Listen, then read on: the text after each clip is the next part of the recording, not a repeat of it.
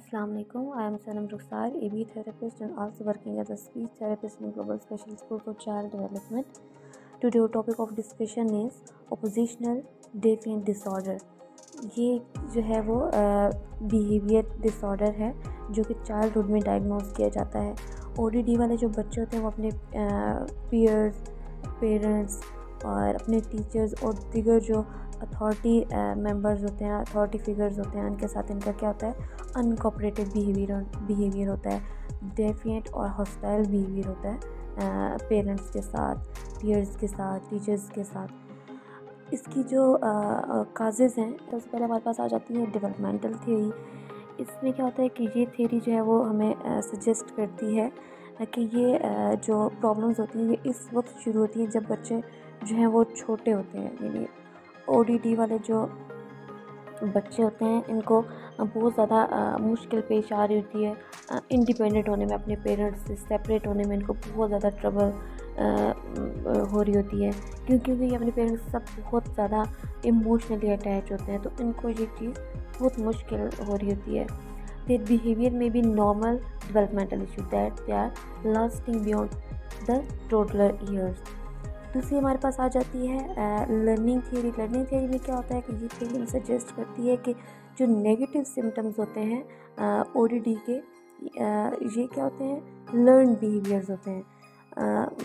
ये क्या होता है कि ODD के जो नेगेटिव सिम्टम्स होते हैं वो क्या जो आपके पेरेंट्स या डिफरेंट जो अथॉरिटी फिगर्स होते हैं या इन्वायरमेंट में जो चीज़ें इस्तेमाल की जाती हैं, जो एक मनफी उसकी जो सिम्टम्स होते हैं उनकी क्या करता है, ये अक्कासी करता है।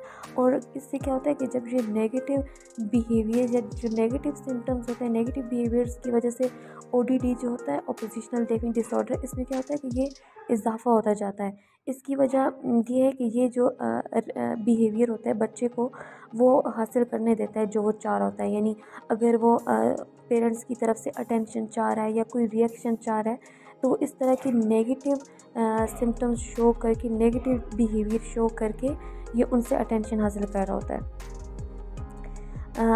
चिल्ड्रन की जो ये जो ODD है ये क्या है कि मोर कॉमन है बॉयज़ में देन गर्ल्स। तो ये जो है डिफरेंट टाइप की मेंटल हेल्थ प्रॉब्लम जो है वो फेस कर रहे होते हैं, लाइक मूड और anxiety disorder, conduct disorder, attention deficit hyper active disorder यानी ADHD। तो बच्चे में ODD के सिम्टम्स क्या हैं?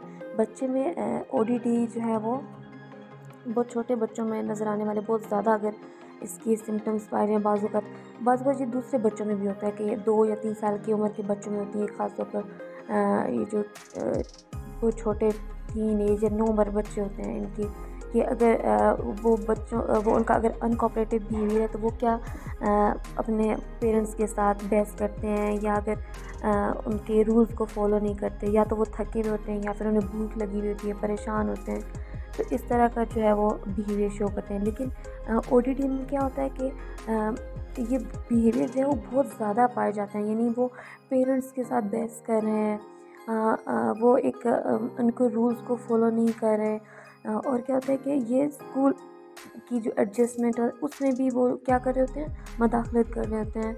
तो दूसरों के साथ भी इनके, यानी पीयर्स के साथ भी, फ्रेंड्स के साथ भी इनके अच्छे जो है वो टर्म्स नहीं होते, बार बार गुस्से का शिकार हो रहे होते हैं, बड़ों के साथ बहस कर रहे होते हैं, और जो है वो क्या करते हैं कि किसी भी जो कोई भी अगर रूल है तो उसको फॉलो नहीं करेंगे, यानी refusing to do what an adult ask, you always questioning rules and refusing to the following rules. कि इस तरह का जो बिहेवियर है बहुत ज़्यादा वो शो करें, लेकिन दूसरे से आसानी से नाराज़ होना, बहुत ज़्यादा गुस्से वाला रवैया रखना, बदतमीज़ी करना, तो इस तरह के बिहेवियर जो है वो इस तरह के सिम्टम्स ODD में आ जाते हैं। नेक्स्ट हम बात करेंगे कि किस तरह जो है वो इसको ट्रीट किया जाता है ODD को। तो ODD के जो है कुछ थेरेपीज़ हैं, यानी कॉग्निटिव। सबसे पहले हमारे पास आ जाता है कॉग्निटिव बिहेवियरल थेरेपी। इसमें क्या होता है, इसमें बच्चे को, जब बच्चा कम्युनिकेट करता है तो उसमें क्या होता है कि उसकी प्रॉब्लम जो है वो सॉल्व होना शुरू हो जाती है। तो उससे क्या होता है कि उसका जो इम्पल्सेस होते हैं, उसका जो एंगर होता है वो कंट्रोल होना शुरू हो जाता है। दूसरा किस तरह एक और हमारे पास आ जाती है फैमिली थेरेपी, यानी इसमें फैमिली थेरेपी भी बहुत ज़रूरी है।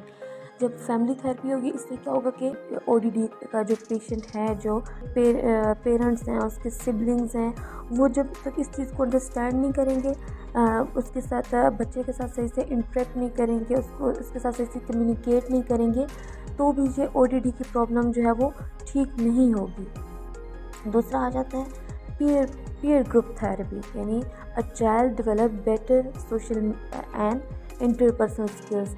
इससे क्या होता है कि बच्चा जो है वो जब ये चीज़ें थेरेपी हो रही होती है बच्चे की, तो बच्चे को एक बात करने का तरीका सीख जाता है। वो अपना जो उसका एंगर होता है, अपना जो वो उसका गुस्सा होता है, उस पर कंट्रोल करना सीखने शुरू हो जाता है। और क्या होता है कि अपने जो उसके सिबलिंग्स हैं उनके साथ उसका बिहेवियर थोड़ा नॉर्मल होना शुरू हो जाता है। यानी अगर बच्चे की जब ग्रुप थेरेपी होती है, यानी बच्चा क्या होता है फिर सोशली भी इंटरेक्ट करता है, तो इससे क्या होता है वो डिफरेंट जो है वो जब सोशली इंटरेक्ट करेगा तो वो डिफरेंट स्किल्स वो जो है वो सीखेगा। नेक्स्ट हमारे पास आ जाता है मेडिसिन। इसमें क्या होता है कि इसके ओडीडी के इलाज के लिए जो है वो भी यूज़ होती हैं, लेकिन अगर जो है एक बच्चा डिफरेंट टाइप के सिम्टम्स शो कर रहा है, जैसे कि एडीएचडी के लिए एडीएचडी के उसमें सिम्टम्स आ रहे हैं, तो इस टाइम क्या होता है कि ओडीडी में मेडिसिन की ज़रूरत भी पड़ती है। Thank you so much.